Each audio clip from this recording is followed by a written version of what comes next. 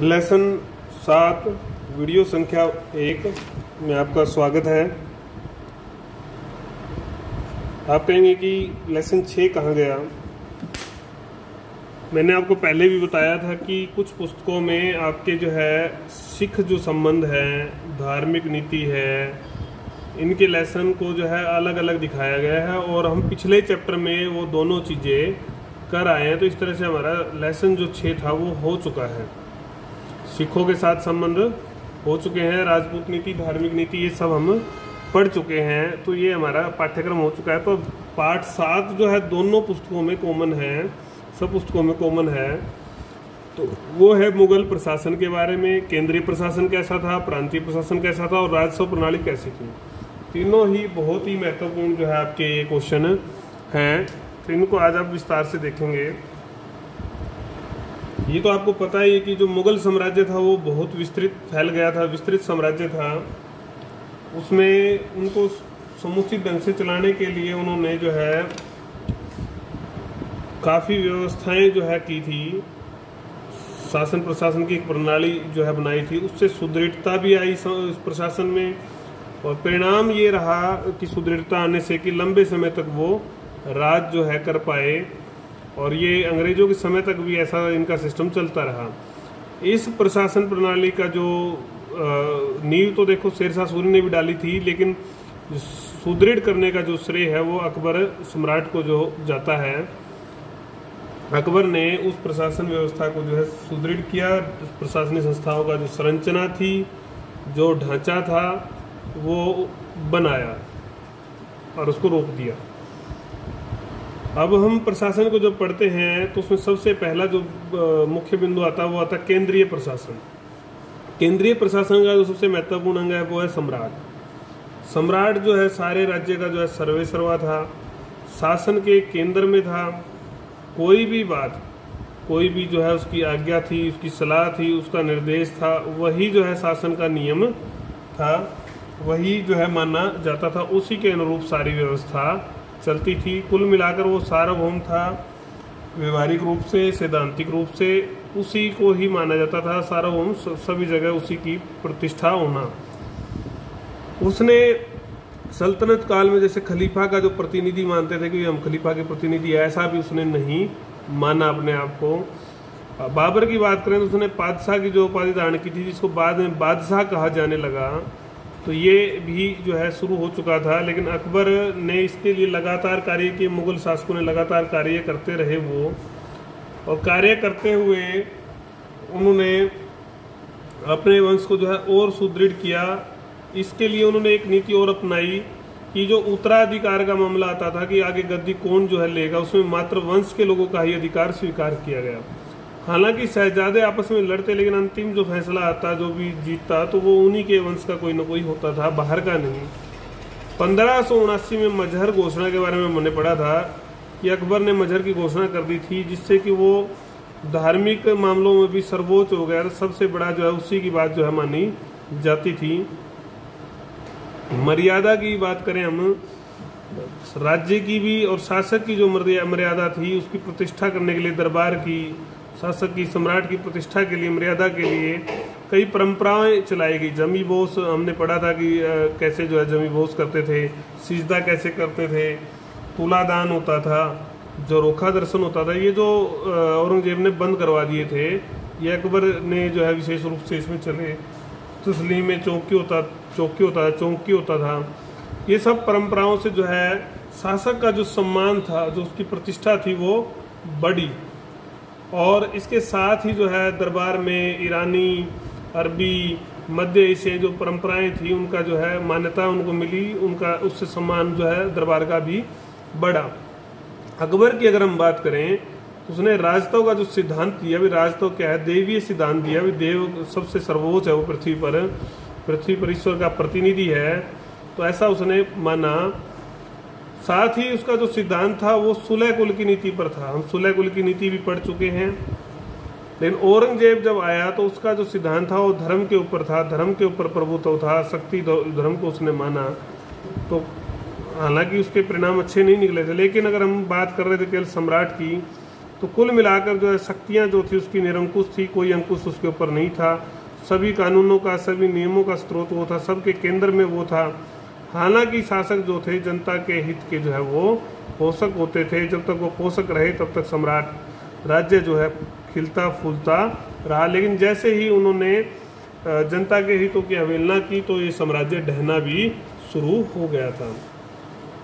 उसके बाद केंद्रीय प्रशासन का जो दूसरा मुख्य भाग है वो थे मंत्री। मंत्री परिषद जो थी, इतना बड़ा राज्य जो है अकेले तो संभाल नहीं सकता था, तो उसको मंत्रियों की, सलाहकारों की जो है आवश्यकता रही।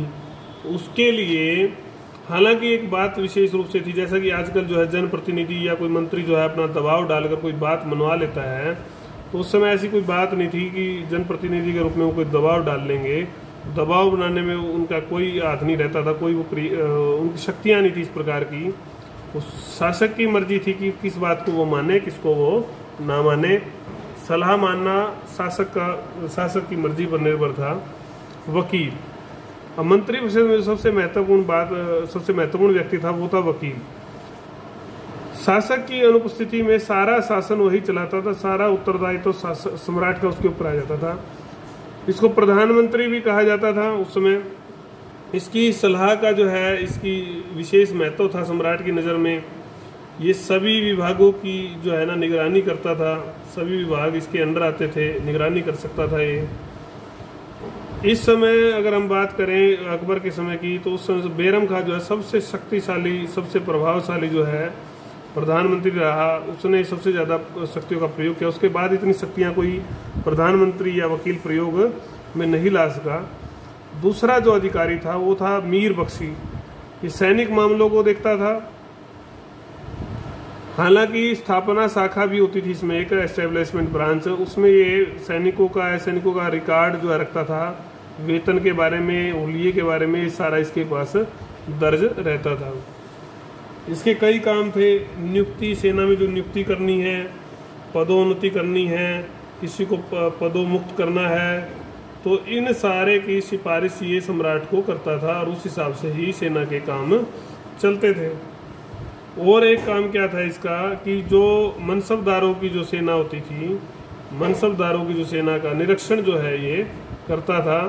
साथ ही व्यवस्था ये भी करता था कि सम्राट जो है कब और कैसे जो है किसकी सेना का निरीक्षण करे, इसकी व्यवस्था भी उसको देखनी होती थी।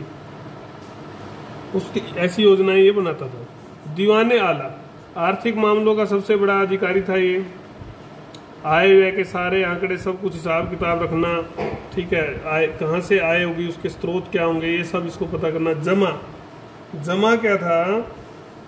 जमा जो अनुमानित आय, इम्पोर्टेंट बात है ये, इकोनॉमिक्स की बात है ऐसे तो। अनुमानित आय बोलते थे जमा को। और हासिल होता था कि जो एक्चुअल जो है आय, ये तो अनुमान लगा लिया कि भाई इस साल जो है हमें इतना राजस्व आएगा, इतनी इनकम हो जाएगी। लेकिन हासिल होता था जो असली में आया। तो इस अनुमान मान लो 1 करोड़ का लगा, आया आपके पास 90 लाख, तो उसके बीच में अगर कोई संतुलन बनाना है कि राज्य का कोई खर्च का या बजट जो है ना बिगड़े, तो वो सारा काम भी इसको ही देखना होता था। इसके हस्ताक्षर मोहर के बिना जो है एक भी पैसा शाही कोष से बाहर नहीं निकल सकता था। ऐसी व्यवस्था मुगल प्रशासन व्यवस्था में, केंद्रीय प्रशासन में बनी हुई थी। ये 2 अंक में भी कोई क्वेश्चन आ सकता है। खाने सामा का क्या काम था, मीर अर्ज क्या था, मीर बख्शी क्या था, सदर उल सुदूर क्या था। इसलिए 2 अंक के लिए भी आप अच्छे से इनको ध्यान से पढ़ें और इनकी तैयारी करें।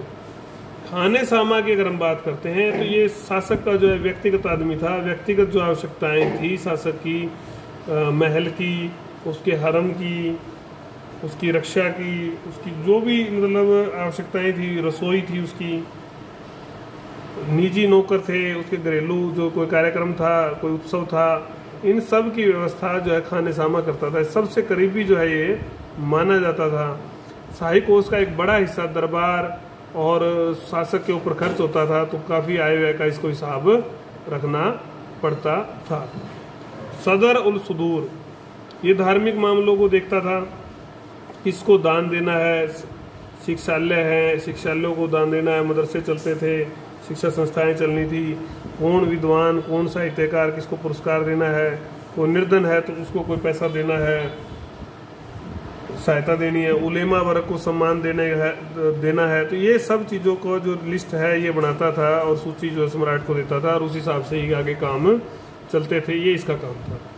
काजी उल कुजात, जब शासक दरबार में नहीं बैठता था, जिस दिन शासक की बारी होती थी न्यायालय लगाने की, तो उस दिन ये मामले सुनता था।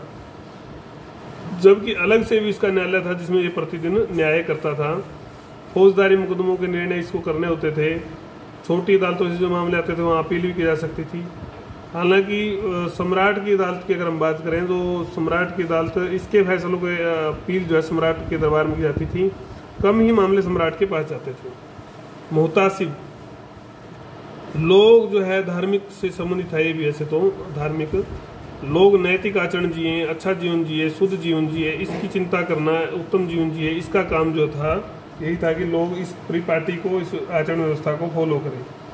ये विभिन्न जो अपराध करने वाले उन पे नज़र रखना, अपराध थे, नशा था, इस प्रकार के जो भी जुआ था, गलत काम होते थे उन पे नज़र अपनी रखता था।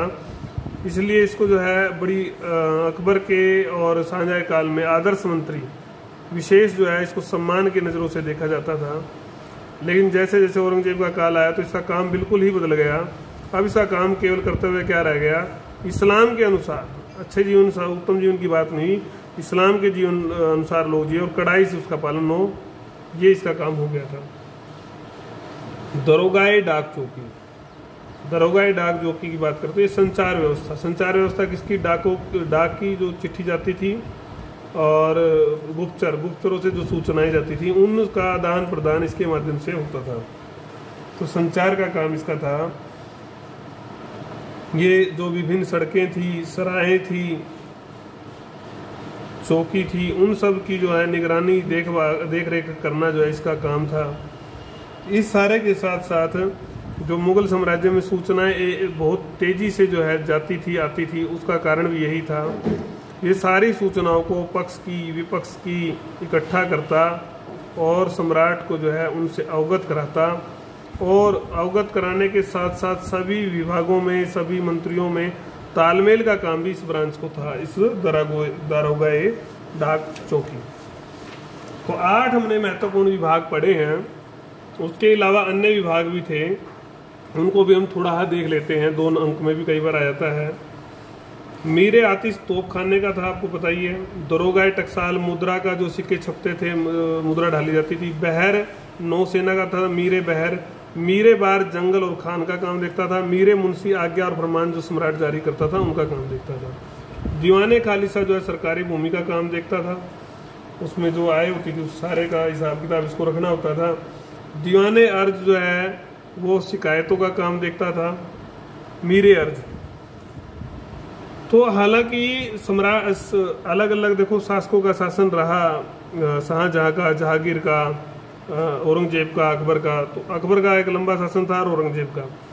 इनकी संख्या में, स्थिति में, जैसे अभी हमने मुहतासिब का पढ़ा कि पहले वो उत्तम जीवन की बात करता था, वो इस्लामिक जीवन की बात करता था, इस्लाम के नियमों के जीवन की बात करता था। तो इस स्थिति में बदलाव आता रहा समय के अनुसार, परिस्थिति के अनुसार। संख्या भी मंत्रियों की या पदों की कम या ज़्यादा होती रही। लेकिन कुल मिलाकर अगर हम बात करेंगे तो प्रशासन लगभग एक जैसा इस तरह का ही रहा, अकबर से लेकर औरंगजेब तक। तो ये मुगल प्रशासन के बारे में पढ़ा हमने, विशेष रूप से केंद्रीय व्यवस्था के बारे में पढ़ा जिसमें मंत्रिपरिषद और सम्राट। उसके बाद हम पढ़ेंगे सैन्य व्यवस्था के बारे में। सैन्य व्यवस्था के बाद जो है आपका न्याय व्यवस्था आएगी।